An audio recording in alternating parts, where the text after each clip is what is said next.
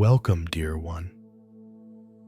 Tonight, allow yourself to drift into stillness, where the body rests and the spirit remembers peace.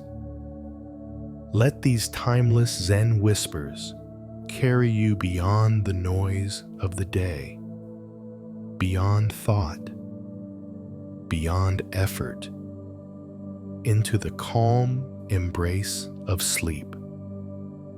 Before we begin, let's take 5 deep, gentle breaths together.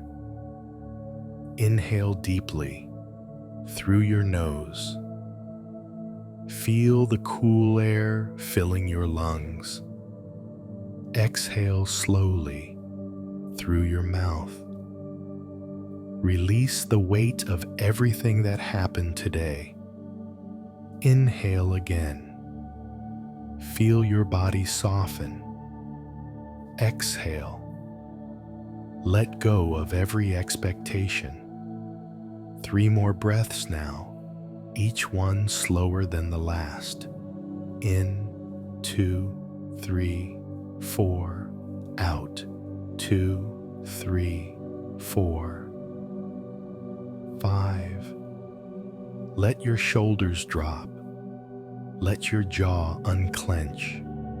Let your eyes grow heavy. Now, set your intention for this night.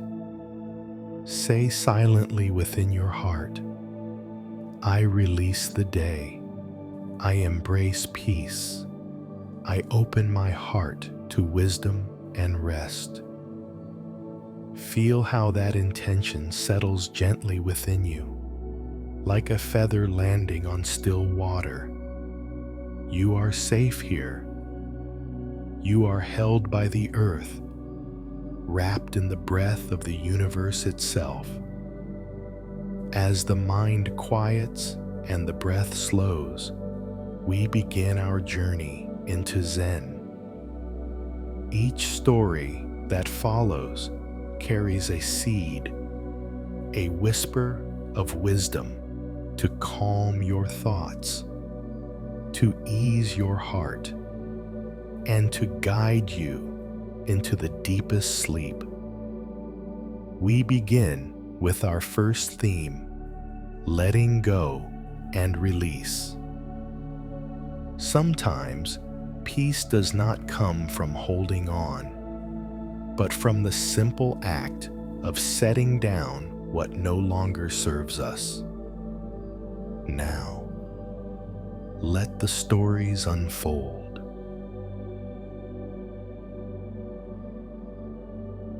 The monk who carried nothing. In the soft light of dawn, 2 monks began their day's journey through the mountain path. Mist floated above the earth like drifting breath, curling around pine trees and silent stones. Each step pressed softly into damp soil, a quiet rhythm between earth and spirit. They had been walking since the first bell of morning prayers. Their robes brushed against the tall grass, and the sound of distant birds wove through the air.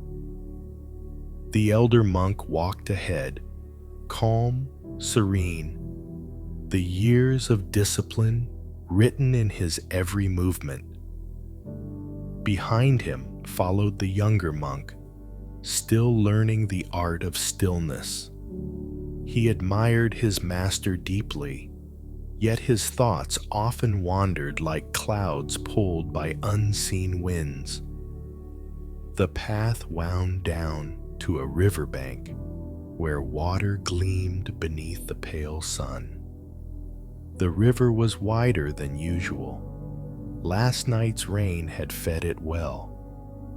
Currents swirled with energy, tumbling pebbles below the surface.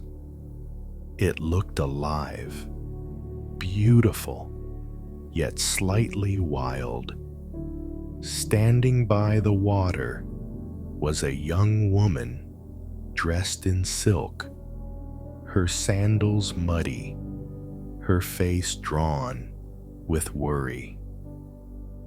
The wooden bridge that once crossed this place had been swept away in the storm. When she saw the monks approach, relief filled her eyes. She bowed respectfully and said softly, "Honored ones, I must cross this river to return home, but the current is too strong and I cannot wade through. Would you please help me?" The younger monk stopped. Her voice trembled with sincerity, but his training echoed louder in his mind. A monk must not touch a woman. That was the rule, an ancient boundary meant to preserve clarity. He looked to his master, expecting him to refuse politely. Instead, the elder monk simply smiled, a small, gentle curve of compassion. Without a word, he stepped closer, bent down, and said to the woman, "Hold on to my shoulders." The younger monk froze. The sight before him felt impossible, yet there was no hesitation in the elder monk's movements, only kindness, calm as the river's surface before the rain. He lifted her lightly upon his back. Step by step, he entered the cold, rushing water. The current tugged at his robe, but his balance never faltered. The woman clung to him, eyes shut tight, but the monk's breath remained slow, steady, a moving meditation within the heart of the river. When they reached the far side, he set her down gently, offered a humble bow, and said, "Be at peace on your journey." She bowed deeply, gratitude shining in her eyes, and continued along her path until she disappeared into the mist. For a while, the two monks walked in silence once more. Birds called from treetops. Sunlight began to break through drifting clouds, warming their faces as the forest air grew sweet with morning dew. But within the younger monk's chest, the calm had already broken. A storm brewed quietly behind his composed expression. His thoughts turned again and again. He broke the rule. How could he do that so easily? Isn't discipline the very foundation of our path? Hours passed. They stopped by a small clearing to drink water from a bamboo flask.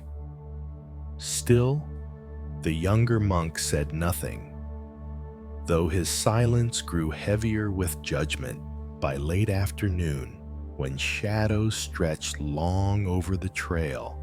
His restlessness could no longer be contained.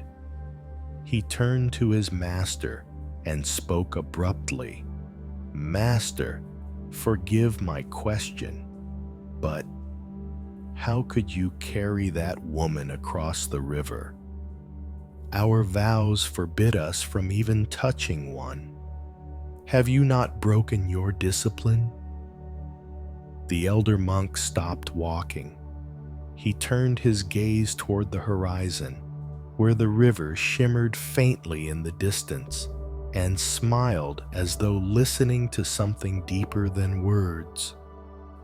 Then he looked at his companion and said softly, I set her down hours ago. Why are you still carrying her?" The young monk's breath caught in his throat. He lowered his eyes. The weight he had carried, anger, confusion, judgment, all dissolved in that one simple sentence. They resumed walking, but something had changed. The forest seemed quieter now, as though nature itself had bowed in recognition of truth. The younger monk's steps grew lighter, his mind clearer with every breath. He realized that the master's compassion had not been a mistake. It was an act of pure awareness. The rules existed to guide, but wisdom knew when love was greater than form.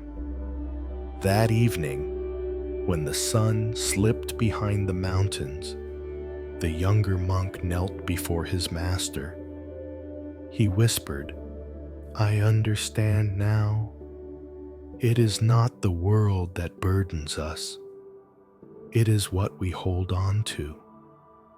The elder smiled again, his eyes glimmering with the last light of day.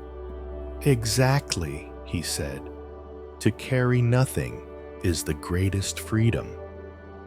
Now, dear listener, close your eyes and take a deep, slow breath. Inhale peace. Feel it rise from your belly to your chest.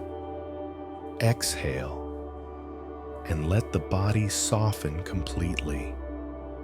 Inhale again, imagining the cool river washing through you, clearing away thoughts, worries, memories. Exhale and let go, like the monk setting down the weight of the world. Feel the ground beneath you, supporting your rest. You carry nothing now. No regret, no tension, no past. Only the quiet rhythm of your breath and the sound of the earth whispering peace beneath you. When you're ready, let the next story drift into your awareness. A tale of imperfection, beauty, and acceptance.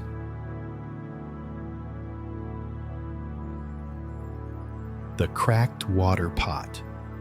In a quiet village at the edge of a mountain forest, there lived an old water bearer. Every morning, before the first light touched the rooftops, he would rise, stretch his back, and step outside into the gentle blue of dawn. 2 clay pots hung from a long wooden pole across his shoulders. One perfectly shaped, smooth and strong, the other marked by a thin, jagged crack running down its side. He had used them for years. Each day, he would walk from his small cottage to the river, fill both pots with cool, clear water, and carry them up the long, dusty path back to the house of his master. The journey was steep, a winding path lined with wild jasmine and tiny stones that shimmered with dew. The perfect pot held its water proudly from beginning to end. But the cracked pot leaked with every step. By the time the old man reached home, half its water had spilled away, leaving a faint, glistening trail along the road. For years, this routine continued. The perfect pot was proud of its usefulness. The cracked pot, however, grew ashamed. It could feel the weakness in its body, the slow dripping of water, like tears falling to the ground.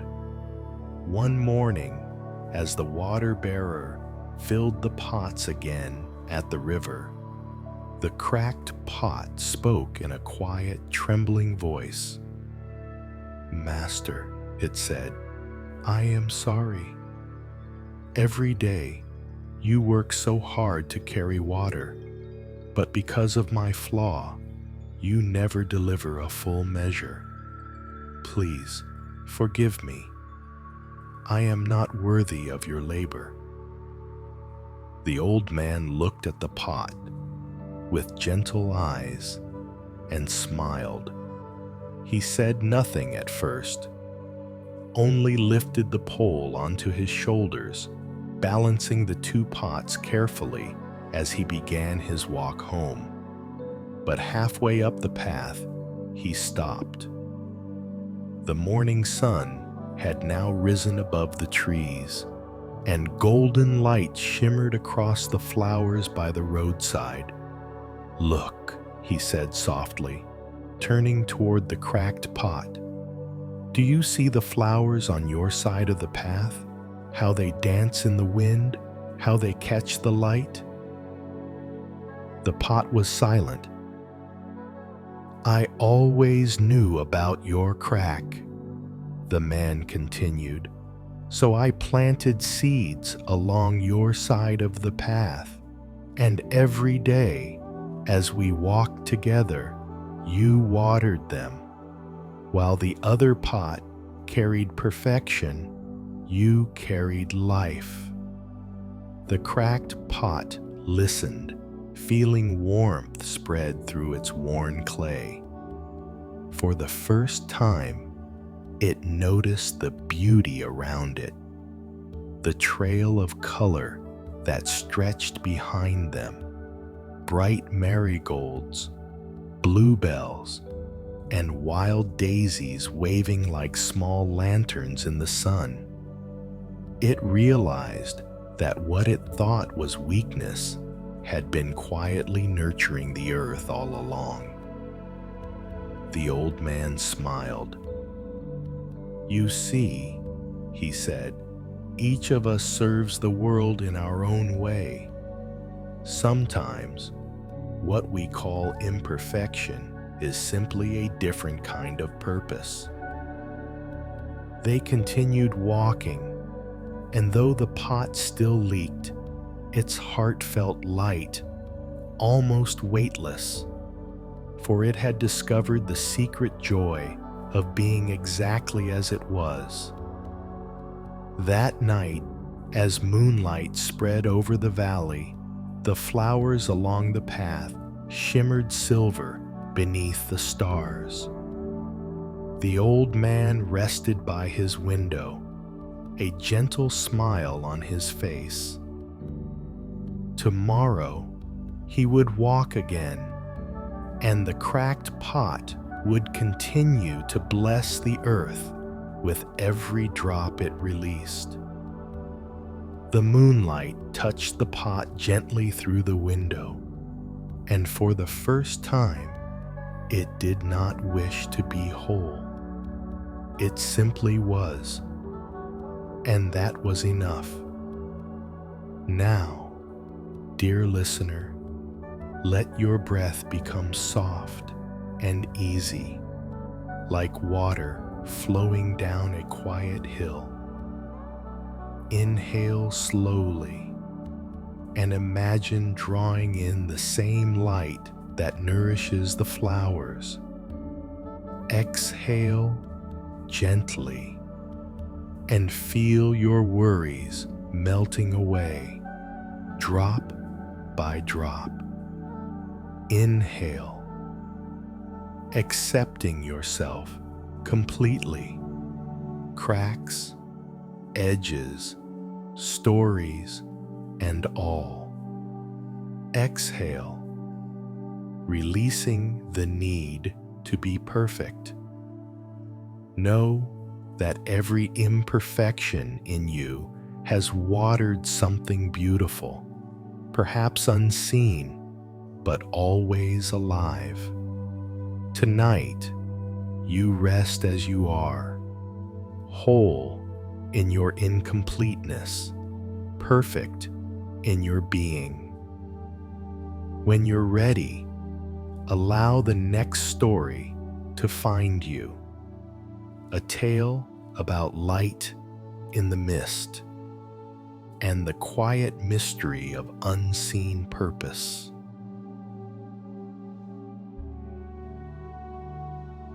The Lantern in the Mist.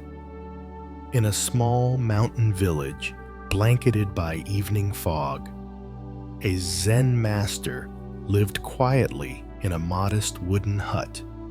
His days were spent in silence, tending a small garden, sweeping fallen leaves, listening to the rhythm of rain and the soft murmur of wind across the roof.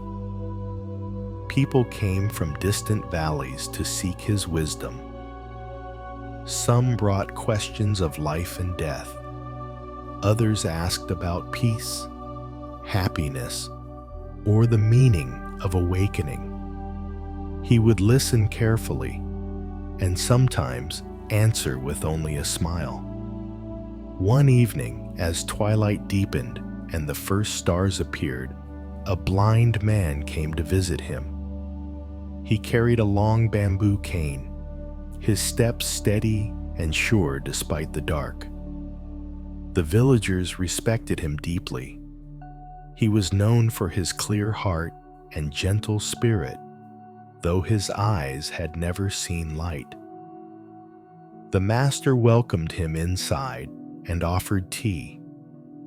They sat together in silence, listening to the sound of night insects singing in the fields. After a while, the blind man said softly, "Master, it's late, and the path home is long. Would you give me a lantern to light my way?" The master smiled, though he knew the man's blindness made the lantern's light useless. Still, he rose without hesitation, lit a small paper lantern, and placed it carefully in the man's hands. "Take this with you," the master said. "It will guide you safely home." The blind man bowed deeply in gratitude. He could not see the flame, but he could feel its warmth, and he was moved by the gesture of kindness. As he walked down the narrow trail that wound through the forest, the mist thickened. The blind man could hear the faint echo of his cane tapping the ground, the rustle of leaves, and the distant song of a night bird. He smiled to himself, feeling the presence of the glowing lantern in his hand. It wasn't for him, but it might help others see him, keep them from bumping into him on the dark road. Halfway down the mountain path, he heard hurried footsteps approaching. A traveler, tired and anxious to return home, was rushing through the fog. The traveler saw the small glow of light ahead and called out, "Good evening, friend. Thank you for carrying a lantern. I might have walked right into you otherwise." The blind man smiled, his heart warm with quiet joy. Though he could not see the light, it had served its purpose perfectly. Later that night, the blind man reached his cottage. He set the lantern on his doorstep and bowed toward the mountain. At that very moment, the Zen master sat in meditation back at his hut, eyes closed, lips curved in a faint smile. He knew that sometimes we give not what others need, but what life itself intends. A gift may seem useless, yet it can become light for the unseen paths of the world. The next morning, villagers noticed the small trail of footprints from the blind man's home leading down to the village well, where the lantern, now extinguished, rested gently beside the water bucket. It was as if the light had completed its purpose and gone to rest, too. The master's students asked him, "Teacher, why give a lantern to a blind man?" The master replied, "Because light has meaning, even to those who cannot see. Compassion does not ask if it will be understood. It shines anyway." The students bowed, each feeling a quiet awakening bloom inside. In that single story, they learned the essence of giving, that true generosity asks for nothing, yet touches everything. Now, dear listener, take a slow, deep breath in and feel a soft glow of light in your chest, a lantern burning quietly inside you. Exhale gently and let the light spread through your body, warming every corner of your being. Inhale again, imagining that light expanding beyond you, touching others in unseen ways. Exhale slowly, releasing all doubt about whether your kindness is noticed. Know that every gentle act, every small kindness, is a lantern in someone's night, even if you never see its glow. Rest in that knowing. You are light, even in the mist. And now, as your body grows heavier with peace, we move gently into our next theme, finding true contentment, a journey into the quiet truth that you already have everything you seek.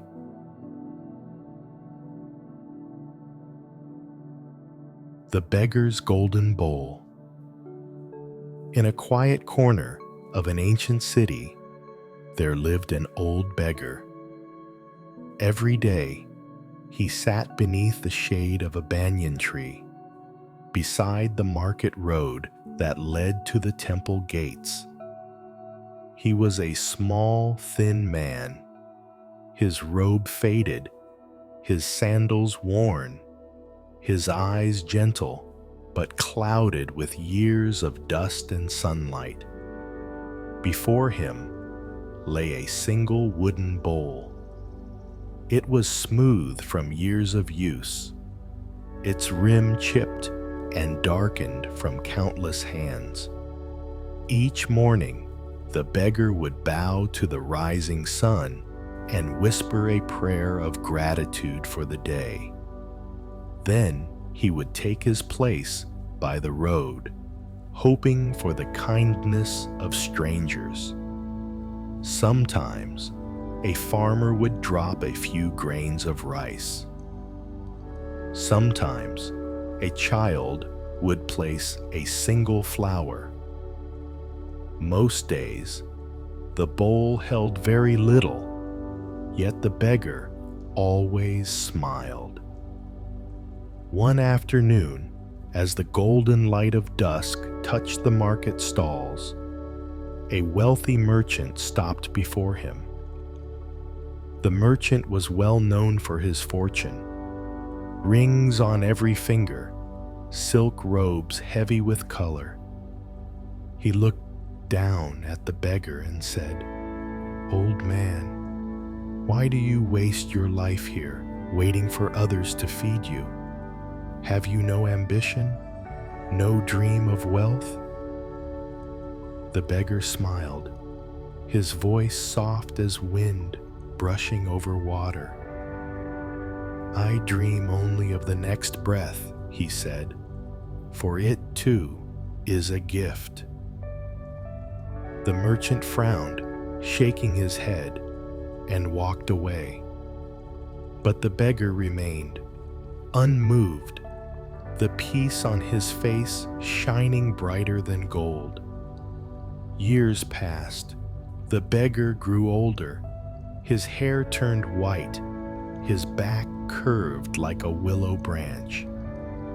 But still, every morning, he sat by the road with the same wooden bowl. One day, a heavy storm swept through the city.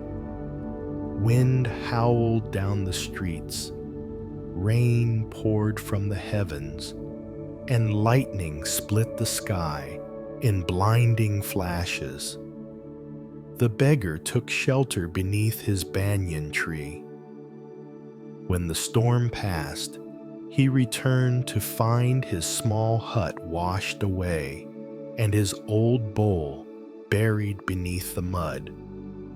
He sighed softly, not in anger, only in gentle acceptance.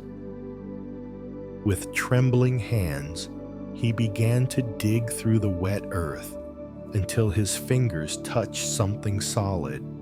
He pulled it free, and there, beneath years of dirt and time, was his bowl. But as he washed the mud away in the rainwater, something astonishing happened.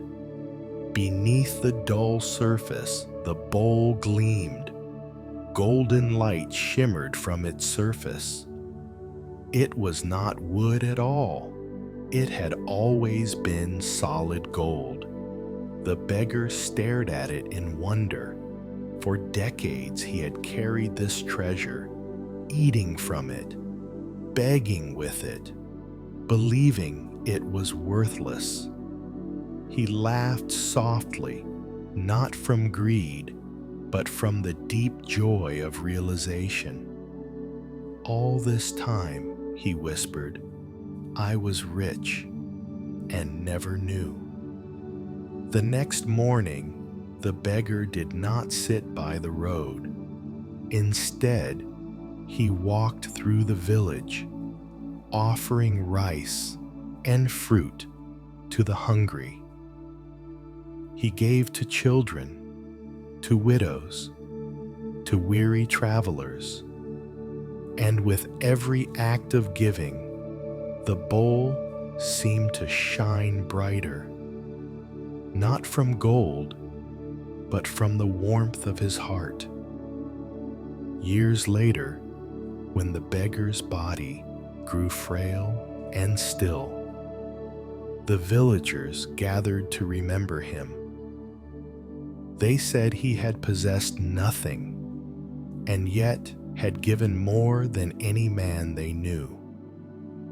His golden bowl remained by the banyan tree, catching sunlight through the leaves.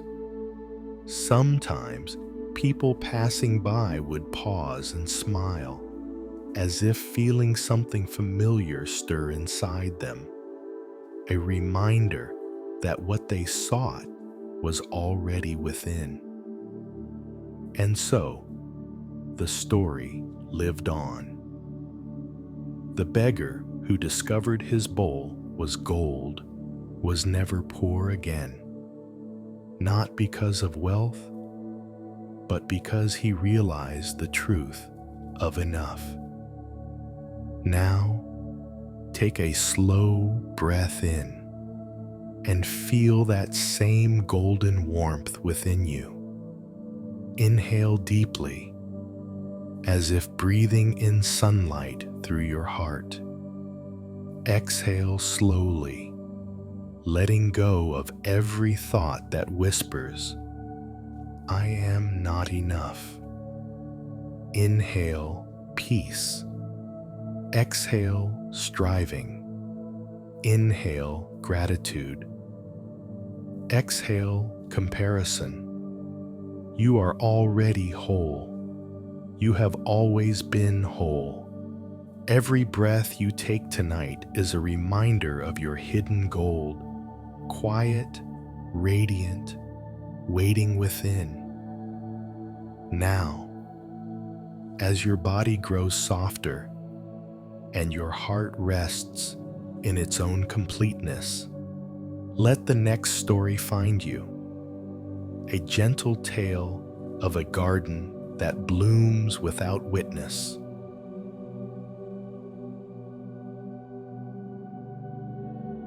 The Silent Garden. In a hidden valley, far from the noise of cities and the weight of time, there lived an old gardener. No one remembered when he had first come to the valley.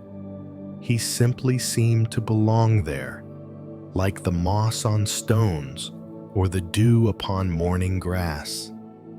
His garden spread wide across the hills, filled with winding paths of smooth stones, ponds with floating lotus blossoms, and trees that whispered when the wind passed through them. Each day, he rose before sunrise. He tied his worn sandals, took up his bamboo rake, and began to tend the earth with slow, deliberate movements, each one guided by patience and quiet joy. He worked in silence. There was no audience, no applause, no one to say his work was beautiful or rare. Sometimes, travelers would pass by the edge of the valley and catch a glimpse of the blooms, colors so vivid they seemed to hum with life. But few ever entered, for the garden lay far from the main road. And yet, every flower thrived. Every tree grew strong and tall. Every corner of the garden pulsed with calm and balance, as if it were the reflection of the gardener's own heart. One day, a young traveler stumbled upon the valley. He was tired from a long journey, his shoes torn, his spirit restless.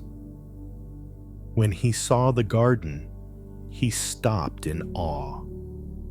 The air there felt different, lighter, gentler, filled with the scent of jasmine and wet earth. He found the old gardener kneeling beside a bed of wild irises, carefully removing a few stray weeds. The traveler bowed and said, "Elder, your garden is magnificent. Surely you must open it to the world. People should see this beauty. You could earn fortune, fame, perhaps even a place at the royal estate." The gardener looked up with a soft smile, his eyes shining with quiet laughter. "My garden already belongs to the world," he said. "Every morning the sun visits. Every night the moon walks among the flowers.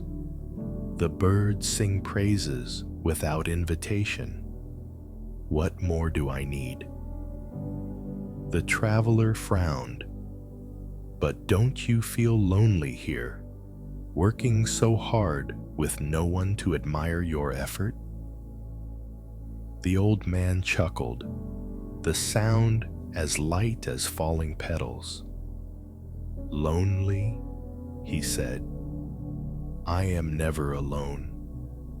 The wind speaks to me, the soil answers my touch, and the flowers bow when I pass. Joy does not need an audience, young one. When you do something with love, that love itself becomes your companion. The traveler stood quietly, feeling something soften within his chest. He had spent years chasing recognition, trying to prove his worth through the eyes of others. But in this silent garden, he saw a peace that asked for nothing. He stayed for 3 days, helping the old man trim branches and carry water. Each day, the work grew lighter, not because his body was stronger, but because his heart was calmer. On the morning of his departure, the traveler bowed deeply and said, "Master Gardener, I have nothing to offer you. No coin, no gift, no title." The old man smiled. "Then offer me your silence," he said, "and carry it with you wherever you go." The traveler nodded, and as he walked away from the valley, the world around him seemed changed. Every sound, the rustle of leaves, the distant hum of life, felt like part of one vast, quiet song. From that day on, the traveler no longer sought recognition. He worked with his hands, spoke less, and listened more.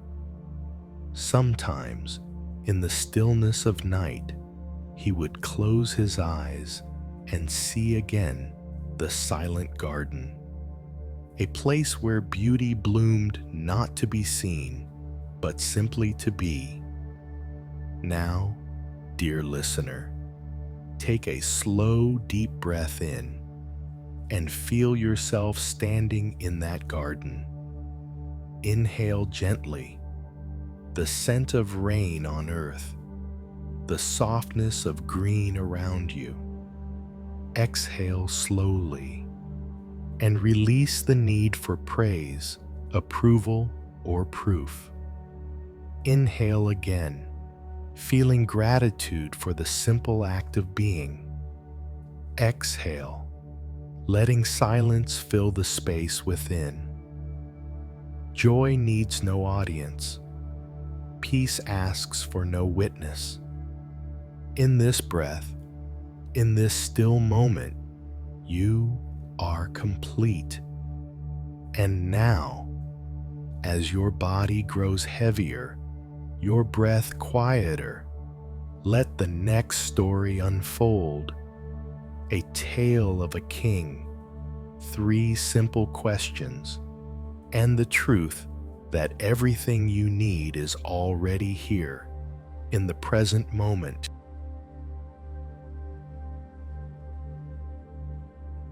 The 3 questions. Long ago, in a peaceful kingdom surrounded by mountains and rivers, there lived a wise and gentle king. He ruled with kindness, and his people loved him for his fairness and humility.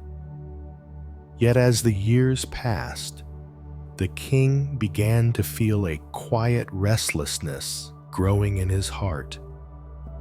Despite his power, his wealth, his knowledge, there were still questions that troubled his mind. One night, as he sat beneath the stars on the palace balcony, he whispered to himself, "If only I knew the answer to 3 things, I would live my life in perfect peace." He wrote these 3 questions on a scroll and sealed it with his royal crest. 1. What is the most important time in life? 2. Who is the most important person? 3. What is the most important thing to do? He called his advisors, priests, scholars, and generals. Each gave their answer, but none felt true. The most important time, said a scholar, is the future, for we must plan ahead. No, argued a general, it is the present, where decisions shape destiny. The most important person, said a priest, is God. But the healer said, it is the sick. The most important thing, said a minister, is to win power. Yet a poet whispered, it is to love. The king listened to them all, and when they were finished, his mind was even more clouded than before. That night, he decided to seek the answer himself. He left the palace quietly, dressed in simple robes, and rode his horse toward the mountains where he had heard of a hermit, a man known to live in silence and wisdom. The journey took many days. He crossed rivers, walked through forests, and slept under the open sky. At last, he found the hermit's hut, a small shelter surrounded by tall trees and the scent of pine. The hermit, a thin old man with bright eyes, was tending a small garden beside his hut. The king dismounted, bowed, and said, "Wise one, I have come to ask you 3 questions." The hermit nodded silently and continued to dig the earth. The king waited. Minutes turned to an hour, and still the hermit worked, slowly and peacefully. Impatient, the king finally spoke again. "I have traveled far for your wisdom. Please, answer me. What is the most important time, the most important person, and the most important thing to do?" The hermit looked up and smiled faintly, then handed the king his spade. "Perhaps," he said softly, "you could help me with this garden first." Surprised, the king hesitated, but then he took the spade and began to dig. Hours passed beneath the warm sun.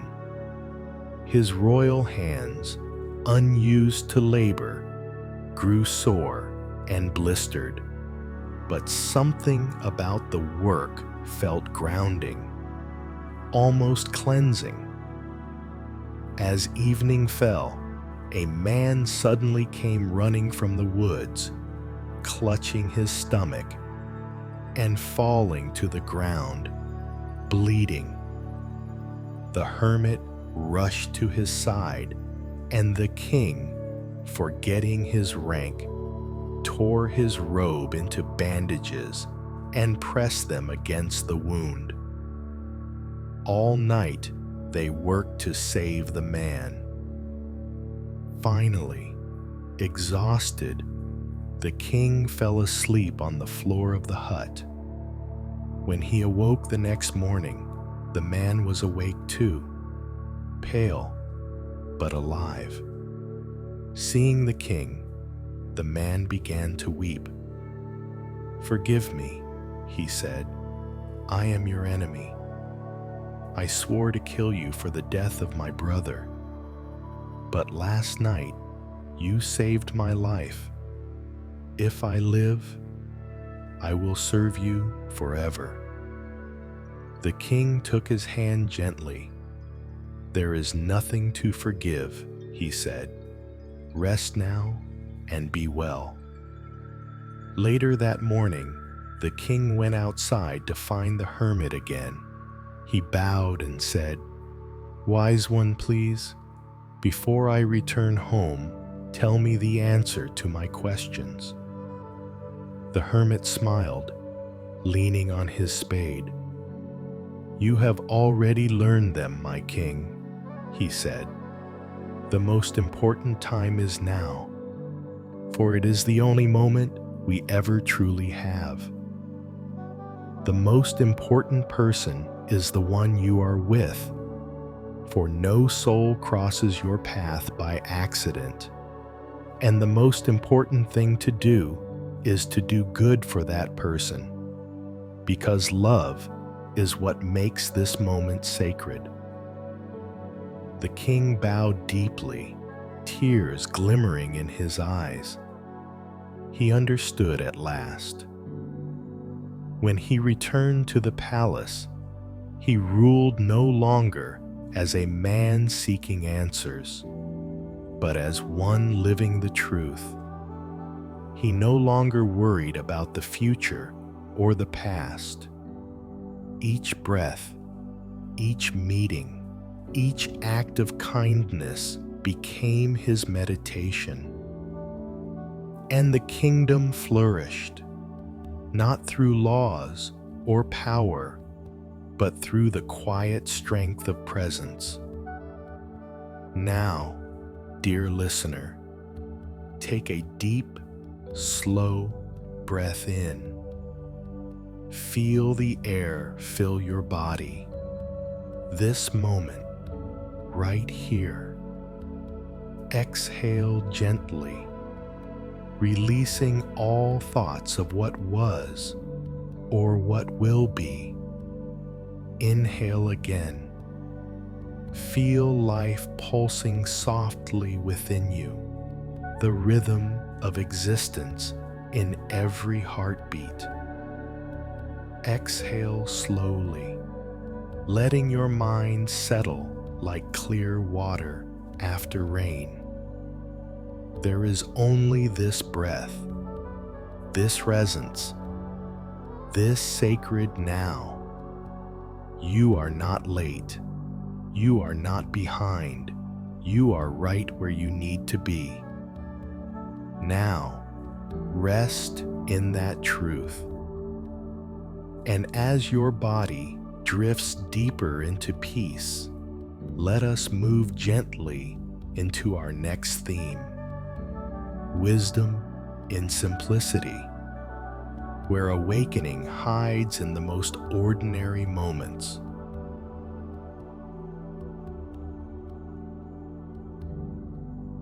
The empty teacup.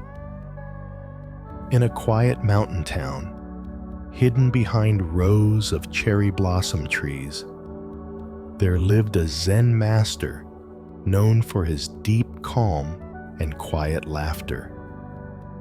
People traveled from far and wide to seek his wisdom, hoping that even a few words from him would bring clarity to their restless hearts.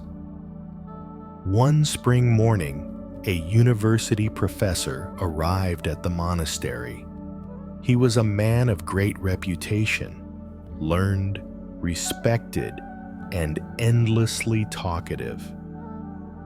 He had studied philosophy, psychology, and religion, and his shelves were filled with books written by his own hand.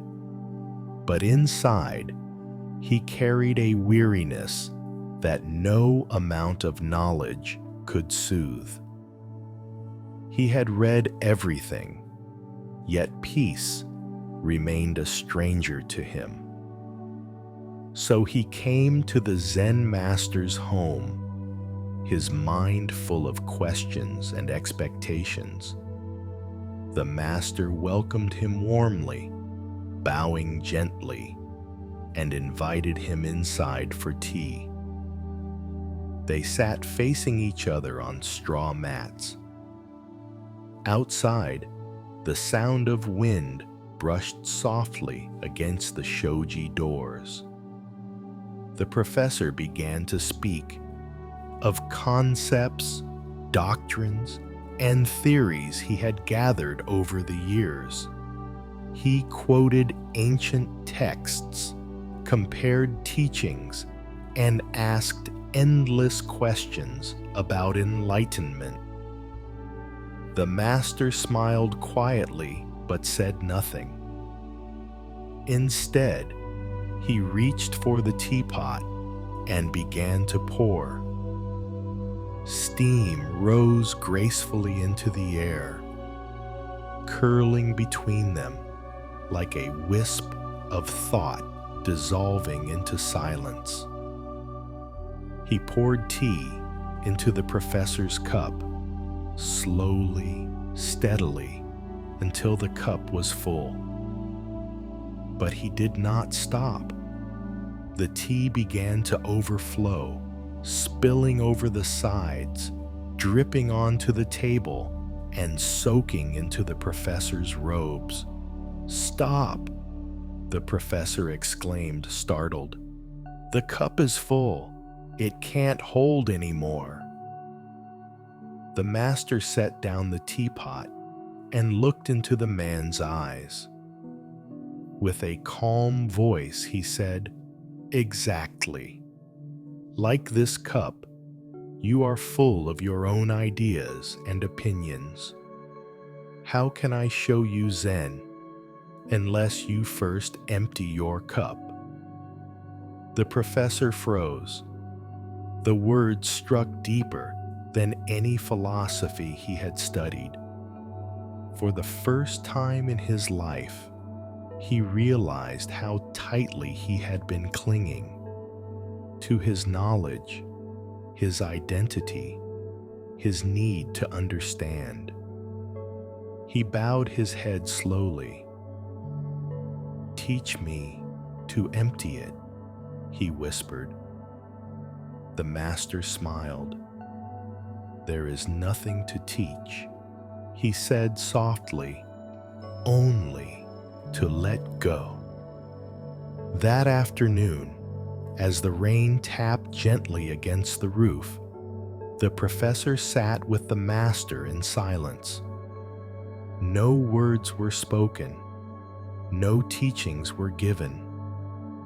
And yet, something within him began to shift.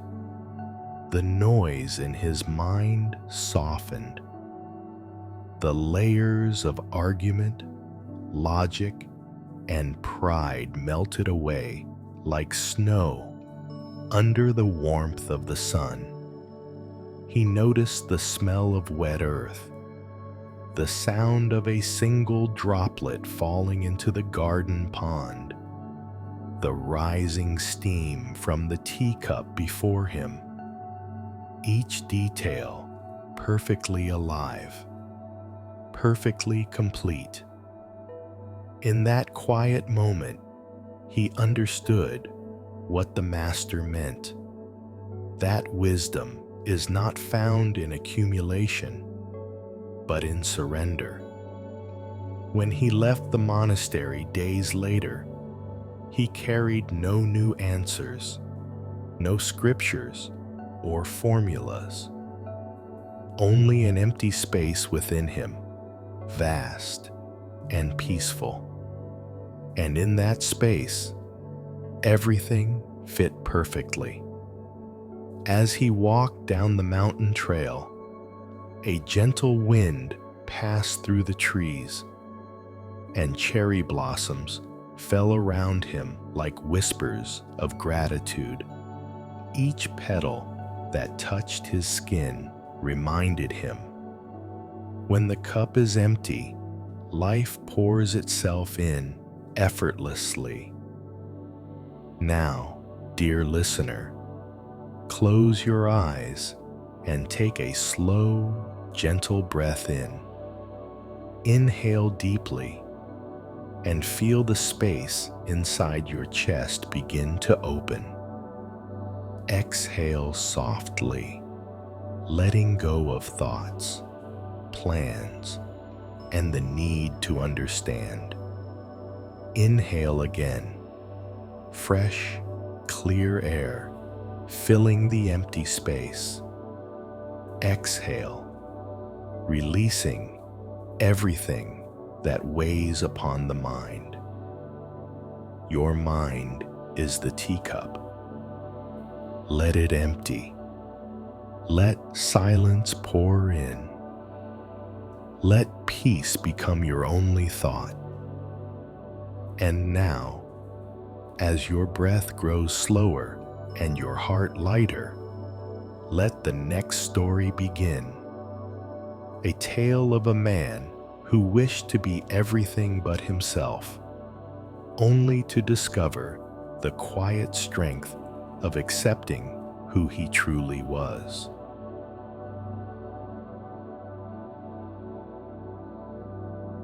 The Stonecutter's Wish. At the foot of a tall mountain, there lived a humble stonecutter. Every day, he rose before the sun, carrying his worn tools to the cliffs where gray rocks slept in silence. He worked patiently, chiseling stone into shapes that others could use. A doorway for a temple, a pillar for a bridge, a statue for the town square. His hands were strong, his back bent from years of labor, and his clothes were coated with dust that clung to him like a second skin.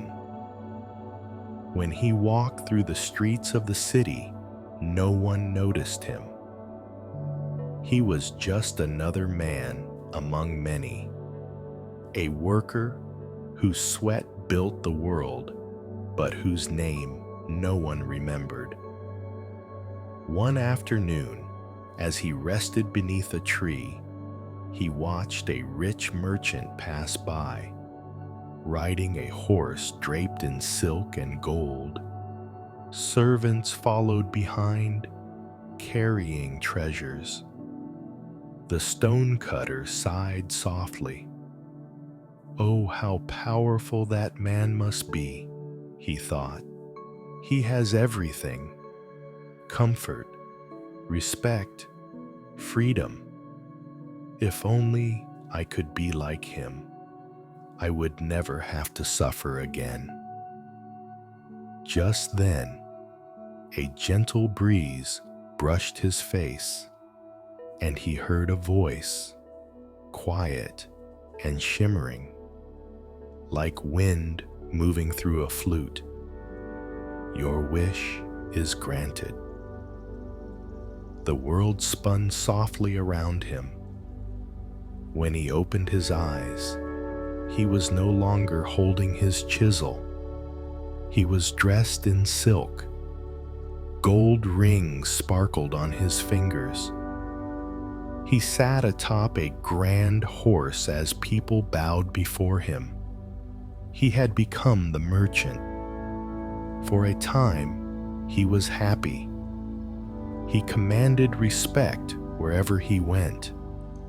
He ate fine food, slept on soft beds, and never lifted a stone again. But one day, as he rode through the city, he saw a royal procession. The king passed by, surrounded by guards, and the crowd bowed even lower than they had for him. The stonecutter turned merchant felt envy burn in his chest. "The king," he whispered, "he has power greater than any merchant. If only I could be that king." And again, the gentle voice came. "Your wish is granted." He blinked, and suddenly he sat upon a jeweled throne, wearing a crown that shimmered with sunlight. Trumpets sounded, banners waved. Now he ruled the land. At first, he was filled with pride. He commanded armies. His words shaped laws. But one hot summer day, As he looked out over his kingdom, the sun blazed fiercely above him. Its heat scorched the earth, withered crops, and made the king retreat into the shade. He frowned. "No one is greater than the sun," he said. "If only I could be the sun. Your wish is granted." And in an instant, he blazed across the sky, his light fierce and golden, pouring warmth and fire upon the world. He shone over oceans, mountains, and cities. Now he was powerful beyond measure. But as the days passed, a dark cloud drifted across the sky. It covered his light completely, casting shadow upon the earth. The Stonecutter turned son grew frustrated. "This cloud hides me," he roared. "It must be stronger than I. If only I could be that cloud. Your wish is granted." Now he floated across the sky, heavy with rain and thunder. He poured water upon fields and rivers, and the land bowed beneath his power. But one morning, he struck a great mountain with his lightning and saw that the mountain did not move. It stood tall, silent, unshaken by storm or light. He whispered, "The mountain, it is stronger than all. If only I could be the mountain. Your wish is granted." He became vast and immovable, stone, enduring. The world lay at his feet. The rivers flowed around him. The clouds drifted by. For a while, he felt eternal, but one day, he heard a faint tapping at his base. Steady, rhythmic, unyielding. Tap, tap, tap. He looked down and saw at the foot of his great body a simple man with a hammer and chisel, a stonecutter. The tiny figure broke small pieces from his side day after day, shaping them into something new. And the mountain, once proud, once invincible, felt each strike and realized, "This man has power over me." At that moment, he understood. He whispered into the still air, "If only I could be the stonecutter again." Your wish is granted. He opened his eyes, and there he was, once more beneath the mountain, chisel in hand, his clothes covered in dust, his heart light as the morning sun. The world around him seemed more vivid than ever, the breeze cooler, the earth beneath his feet more real. He smiled, and for the first time, he felt free. That day, he carved stone not with weariness, but with gratitude. He no longer wished to be anything else, for he had discovered the quiet joy of being exactly who he was meant to be. Now, dear listener, take a deep, soft breath in. Feel the cool air entering your body, settling into your chest. Exhale slowly and let go of every wish to be different. Inhale peace, the acceptance of who you are. Exhale comparison, the endless reaching that steals your rest. You are enough. You are strong. You are already the mountain and the stonecutter both. Rest here in the quiet simplicity of being yourself. And now, as the night deepens, let us move to our next tale, a story of awakening hidden in the simplest act of all, the sweeping of a floor.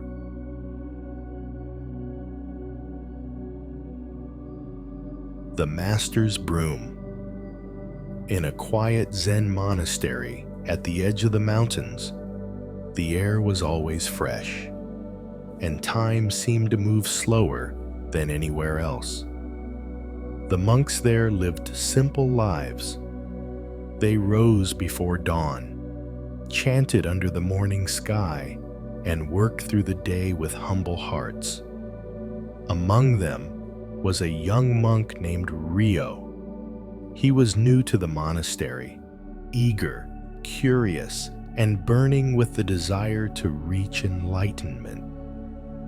From the moment he arrived, he had one question in his heart: when will I awaken?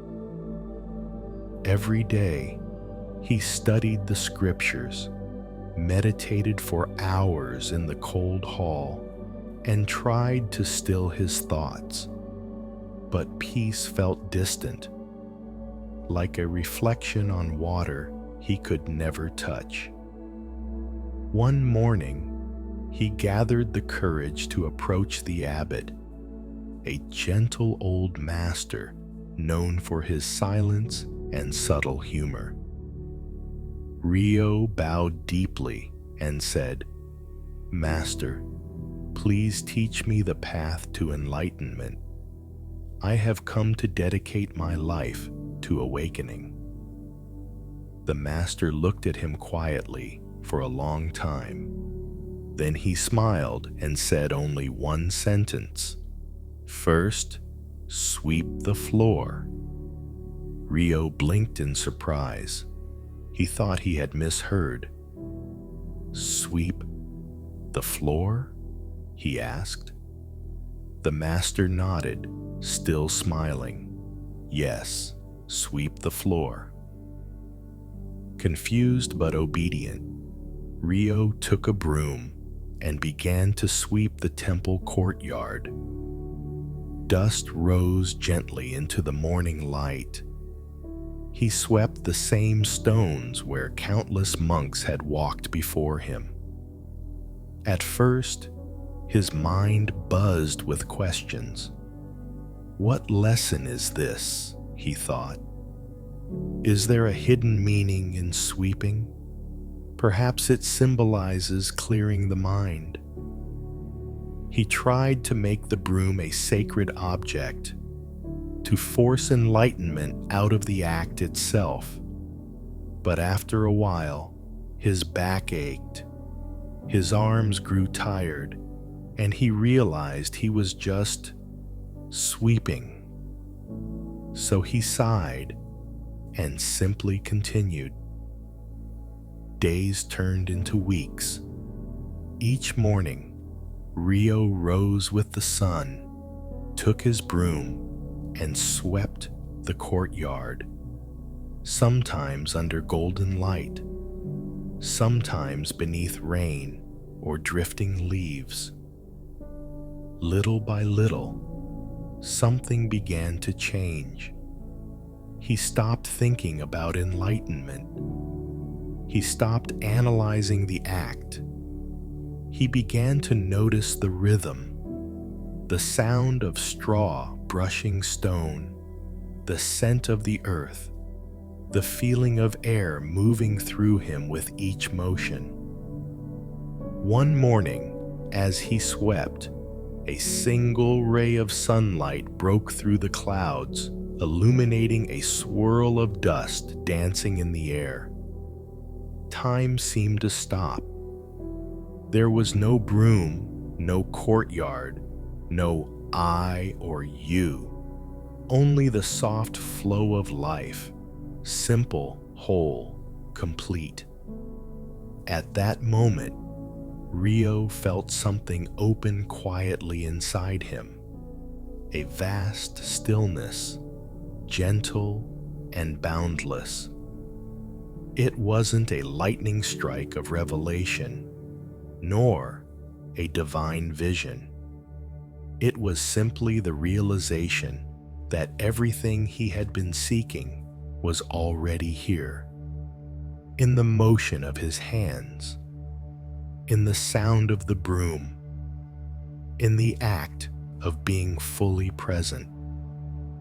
When the master passed by later that morning, he saw the young monk still sweeping, a peaceful smile on his face.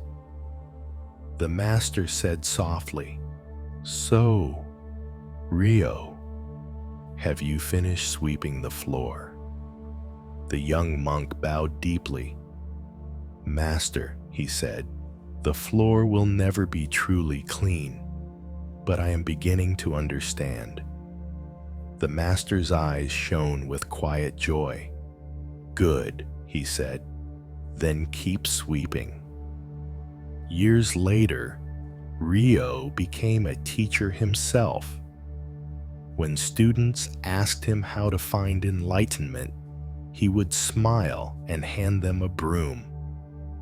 And so, the monastery's floor remained spotless, not because of duty, but because each sweep of the broom became a meditation, a moment of presence, a quiet bow to the simplicity of being.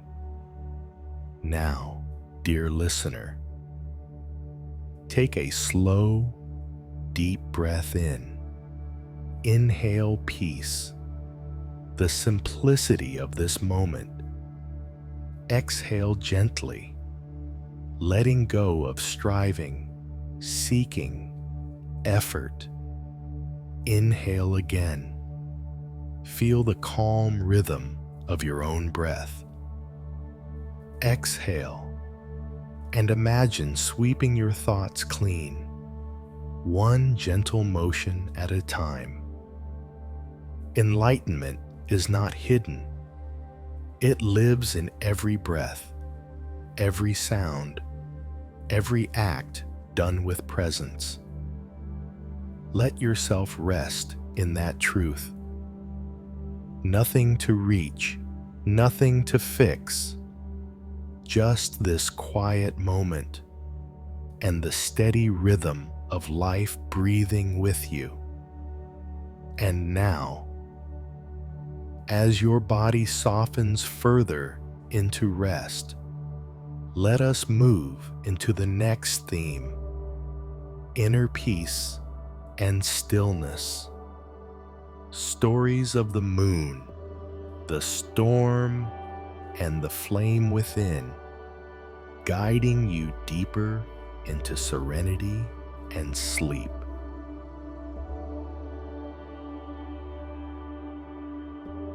The moonlit lake.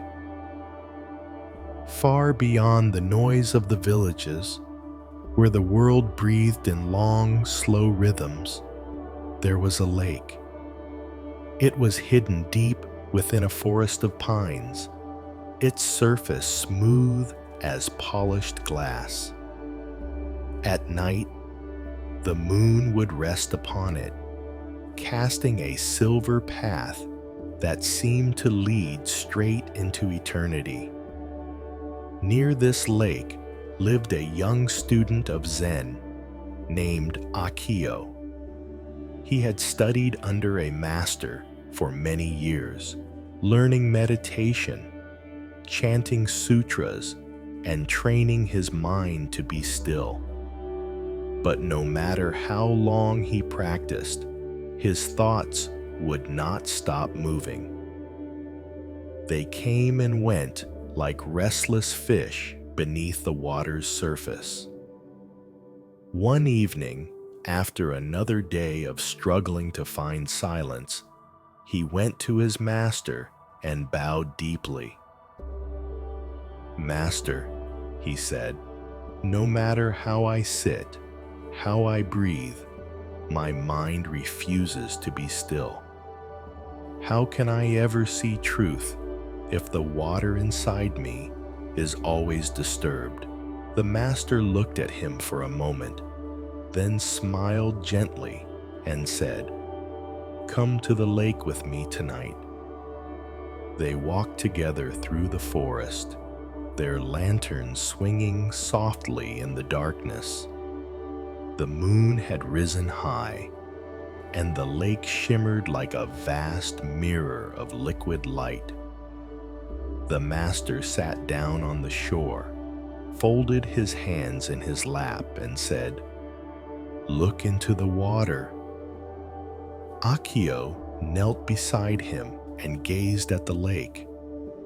The reflection of the moon trembled on its surface, the image broken by ripples stirred by the night breeze. "What do you see?" the master asked. "I see the moon," said Akio, "but it wavers. The reflection is never still." The master nodded. "Now, wait." Minutes passed. The air grew still. Even the wind seemed to pause its breathing. The lake began to calm, the ripples fading into gentle glass. The reflection of the moon became clear, round, perfect, radiant.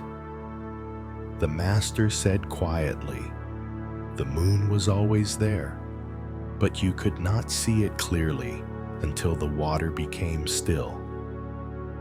Akio's breath slowed, his body softened. He understood. The truth had never been hidden. It was his own agitation that had blurred its reflection. The master continued, "Our thoughts are the ripples, Akio. We do not force the water to stillness. We simply stop stirring it. When you stop fighting the mind, peace appears on its own." The young student bowed his head. In that moment, the moon's reflection shimmered within his tears. They sat together for a long time in silence, breathing with the rhythm of the earth. The moon drifted higher, the forest glowed faintly with silver light, and Akio felt a quiet joy bloom within him, the joy of not needing to control anything. Later, when they walked back to the monastery, the master carried the lantern, but Akio no longer needed its light.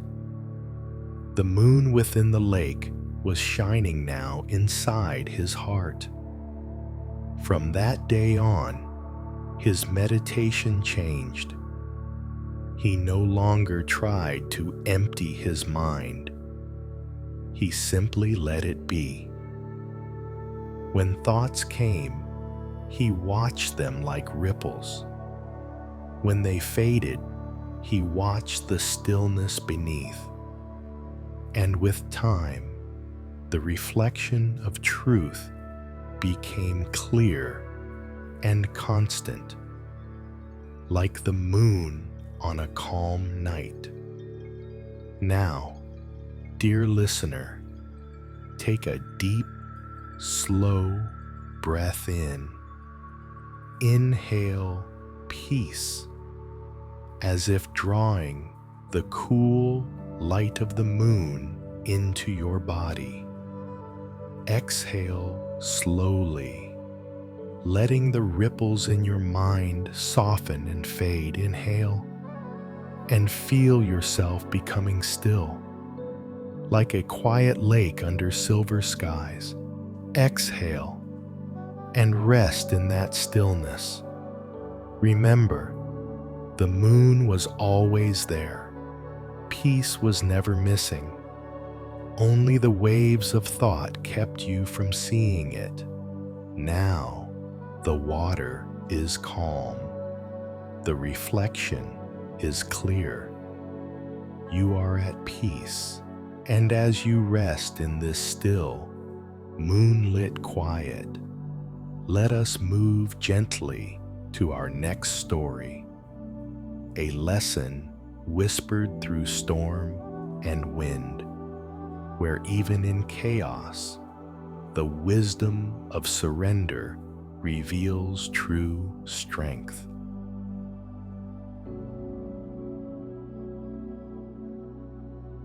The bamboo in the storm. High in the mountains of the east, where clouds drifted low and mist kissed the ground, there stood a vast bamboo grove. The stalks rose tall and slender, their green bodies swaying lightly even when the air was still. At the edge of this grove lived two trees, an old oak and a young bamboo shoot. The oak was proud and strong, its roots dug deep into the earth, its branches stretching wide across the sky. It had stood through countless seasons, facing wind, rain, and snow with unwavering strength. The bamboo, in contrast, was young, thin as a reed, light as a whisper. When the wind passed, it bowed low, its leaves trembling in surrender. The oak often looked down at the bamboo and laughed. "Little one," said the oak, "you bend too easily. You have no strength, no dignity.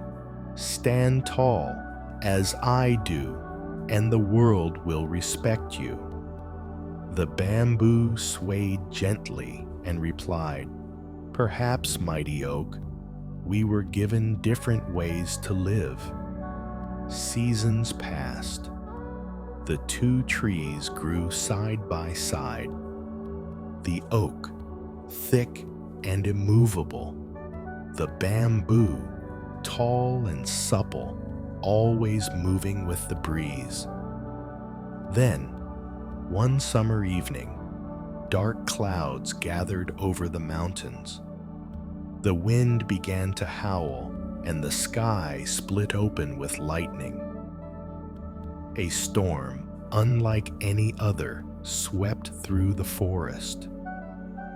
Rain poured down in fierce waves, turning the earth into rivers of mud. The oak braced itself, digging its roots deeper, its great branches shaking under the fury of the storm. The bamboo, meanwhile, bowed low to the ground. When the wind pushed, it yielded. When the rain beat down, it bent. Again and again, it surrendered, never fighting, never breaking. The storm raged through the night. The mountains roared with wind.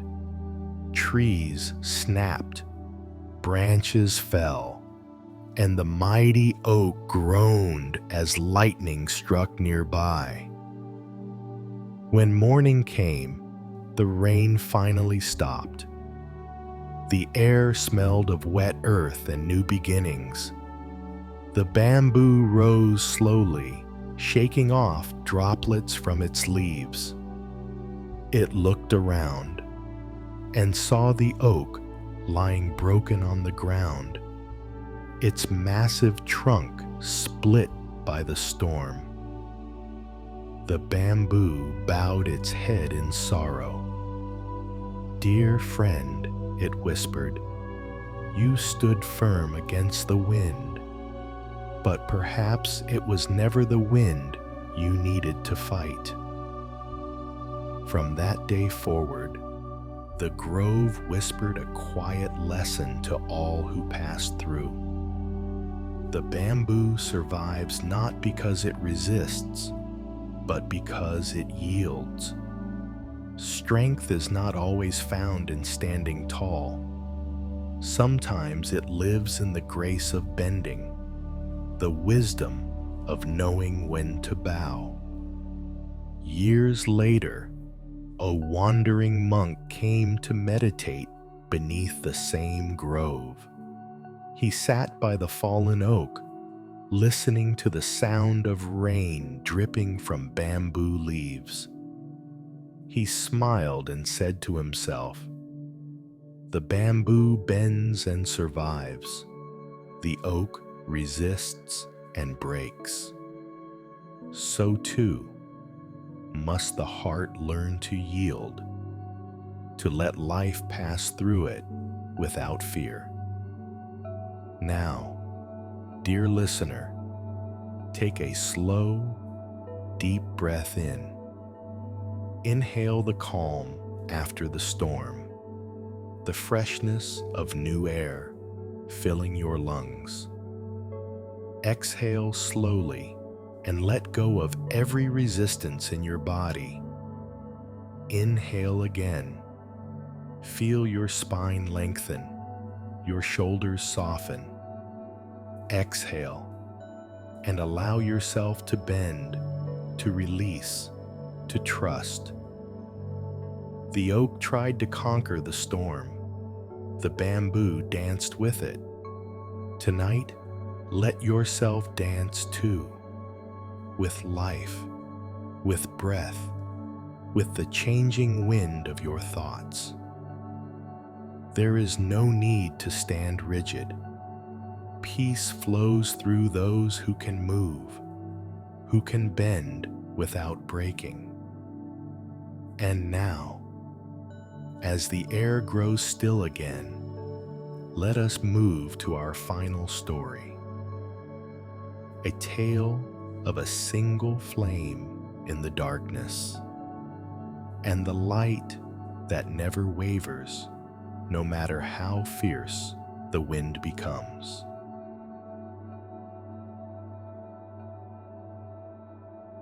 The Candle in the Wind. In a small mountain monastery, far from any village, there lived a monk who was known for his calm spirit. No one ever saw him raise his voice or lose his peace, no matter what storms passed through the valley. He spent his days in silence, tending the temple grounds, teaching young monks, and lighting candles in the meditation hall each evening.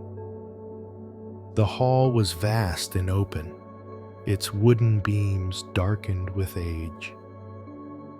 Every night, before prayers began, the monk would light one candle at the center of the room. Its small flame would flicker gently, casting long, soft shadows that danced across the walls. The younger monks often asked, "Master, why do you light only one candle? Surely more would bring greater light." The old monk smiled and said, "One flame is enough. If it burns steadily, it will light the whole room." One night, a great storm rolled down from the mountains. Rain lashed against the temple roof. Thunder shook the walls. The wind howled through every crack and crevice, snuffing out lamps, rattling doors, sending the younger monks running to close the shutters. When the hall grew dark, they turned to the old monk in alarm. "Master," they cried, "the wind is too strong. It will blow out your candle." The monk said nothing. He walked slowly to the center of the hall, cupped his hands around the tiny flame and bent close to it, shielding it with his breath. Outside, the storm raged on. Rain roared, thunder rolled, and yet, within that circle of stillness between his palms, the flame danced, fragile but alive. The monks watched in awe. After a long while, the storm passed. The rain eased into a whisper. The candle was still burning. The master straightened, his eyes glowing softly in the golden light. Then he said, "You see, my students, the world's wind will never stop blowing. But peace is not found by hiding from it. Peace is found by protecting the flame within." The younger monks bowed deeply, and one asked, "Master, how do we protect our inner flame when life becomes too strong?" The old monk smiled. "By knowing it is yours," he said, "by breathing gently when others shout, by forgiving when the world demands anger, by remembering stillness when storms arise. Do this, and your light will never waver." That night, after the others had gone to sleep, the old monk remained in the hall. He watched the candle burn lower, its wax melting slowly, its flame steady and pure. As the final drop of wax pooled at its base, he whispered a simple prayer. "May this light live in all who seek peace. May it burn quietly within them, even when the wind howls." Outside, the storm had left behind a quiet world. The air was clear, the night sky bright with stars. And though the candle's flame was small, its light seemed to join the stars above, a reminder that even the smallest light can hold back the deepest darkness. From that night on, the younger monks never forgot the lesson. Whenever their minds filled with worry, whenever anger or fear rose within, they would close their eyes, take a breath, and imagine the master's candle burning quietly, unwavering. And just like that, the storm inside would pass.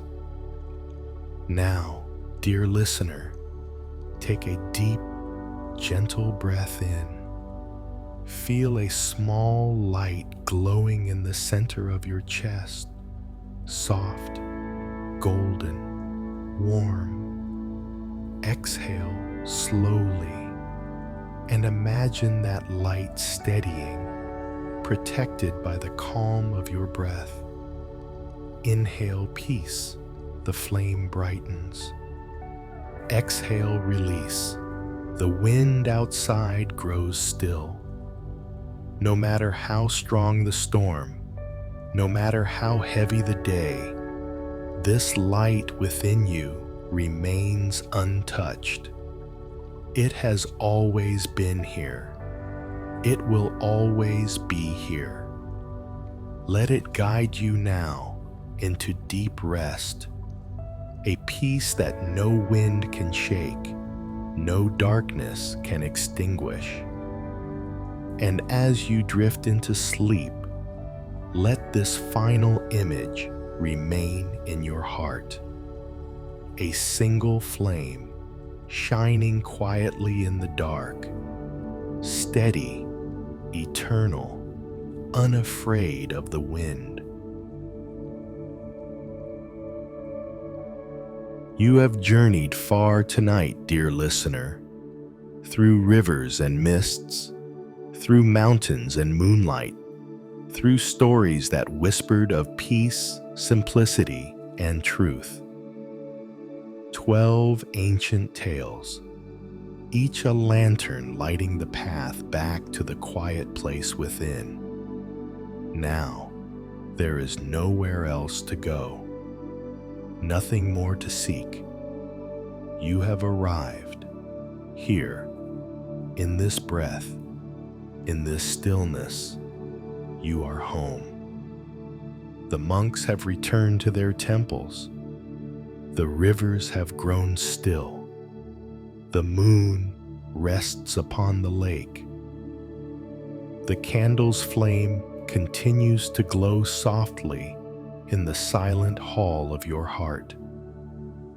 You have heard the wisdom of letting go, of trusting the unseen, of being fully present in the ordinary moment. Now, all that remains is to rest in that wisdom, to let it cradle you as you drift into sleep. Take a slow breath in and feel your body sinking deeper into comfort. Exhale slowly, letting the day fall away like petals on water. Breathe in calm. Breathe out everything that no longer belongs to you. With each breath, feel the weight of the body melt into the earth beneath you, the ground that has always held you, the same way the universe holds every star in silence. Now, bring your awareness to the crown of your head. Imagine a warm light there, soft and golden, melting tension away. Let that light flow slowly downward, across your forehead, smoothing every thought, down to your eyes. They have seen enough for today. Let them close and rest. That light moves down to your jaw, unclenching, releasing your neck, your shoulders, loosening, softening like the bamboo after the storm. Your chest rises and falls like the tide, steady, gentle, free. Your arms, your hands, let them rest. You carry nothing now. The light drifts down to your belly, where your breath lives. Let it glow warmly there, a quiet fire, the inner candle that never goes out. Then down to your legs, your feet, the roots that hold you steady in this life. They have walked far. Now, they too may rest. You are whole. You are safe. You are enough. Repeat softly within yourself, like a whisper through the heart. I release the day. I trust the night. I am light, calm, and free. Now there is nothing to do, nothing to fix, nothing to reach for. The stories have done their work. The teachings have become breath. All that remains is stillness. Let it hold you. Let it rock you gently, like a boat resting on a calm lake beneath a silver moon. If thoughts arise, let them drift away, like clouds across the night sky. You are the sky, vast, open, untouched. Every sound, every sensation is just another wave passing through peace. You are peace. You have always been peace. As you drift now, may your breath grow slower, your body heavier, your mind lighter, until sleep embraces you completely. And when you wake again, may you carry this calm within you, like the candle in the wind, steady and bright. No matter what the day may bring, you are safe.